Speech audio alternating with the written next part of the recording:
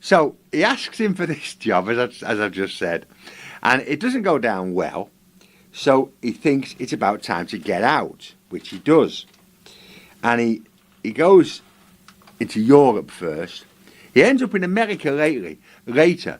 But there is another German visit, 1938 and January 1939. Now that's late. I mean, that's quite late on. It's getting quite difficult by then. He doesn't make any contact with his uncle, although he does go to Alois's restaurant in Berlin, where he washes dishes and helps as a waiter. He then goes to the United States, and he is drafted into the Navy. He doesn't volunteer, he's drafted into the Navy, 1944, 1947. He serves, he's classified as a pharmacist's mate in the Surgeon General's department. He marries Phyllis Jacques with a French surname, and they have 4 sons, none of whom have children. Now, they die in pretty strange ways. A road accident, there's some pretty weird... Obviously, there are conspiracy theories about all of these things. I don't think they're true, but a thing like people have said on the internet, oh, they had to be killed off to end the line and all that, the Hitler line and all that nonsense. Well, I don't think so. It's just the vagaries of life. One of them's a road accident, one of them's an illness, and 2 of them just didn't marry. So he takes out he becomes an American citizen, and there's a story, I don't know whether it's true, I doubt it really, but there's a story on the internet which says that when he joins the Navy, he goes to the induction training, and the guy says, what's your name, son? And he says, William Patrick Hitler.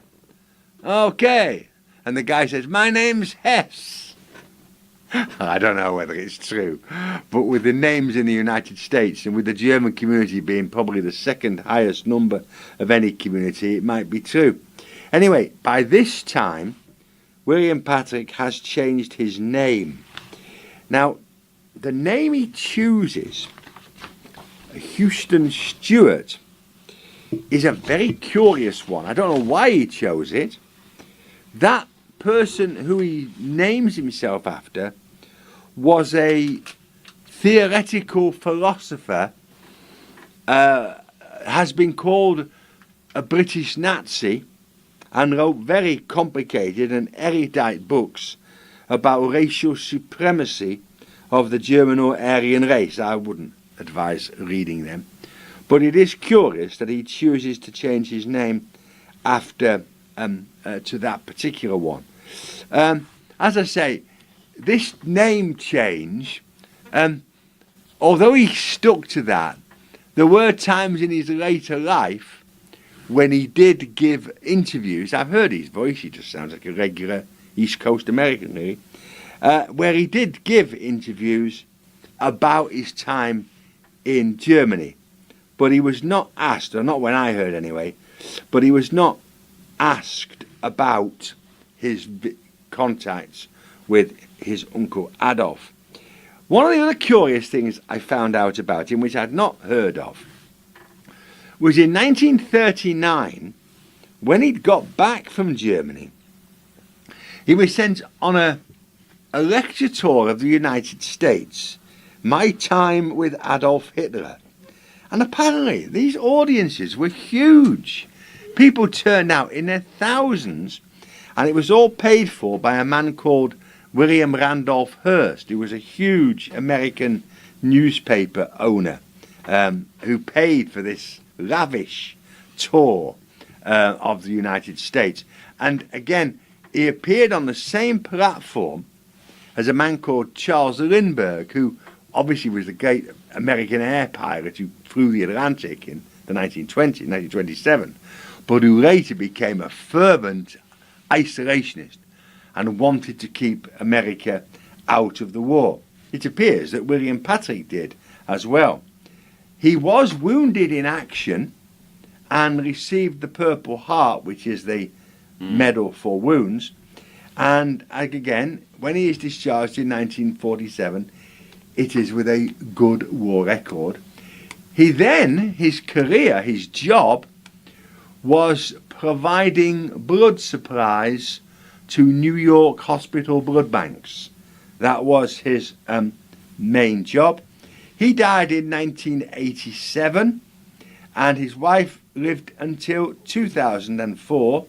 As I said, none of the sons had any children. So we have got a bona fide Liverpool Hitler, definitely. We probably, I say probably, haven't got Uncle Adolf. However, if tomorrow somebody provided a photograph of the crowds boarding the ferry in 1913 and somebody spotted Adolf in the background of it, it might be true, but there again, with nowadays, somebody could have easily added him to the picture. So I don't think we will ever really know. So there you are, everyone. Thanks very much, and we'll see you next time.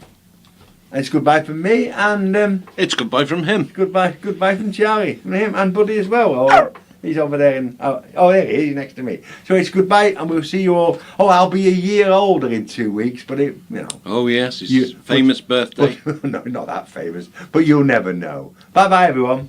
Bye.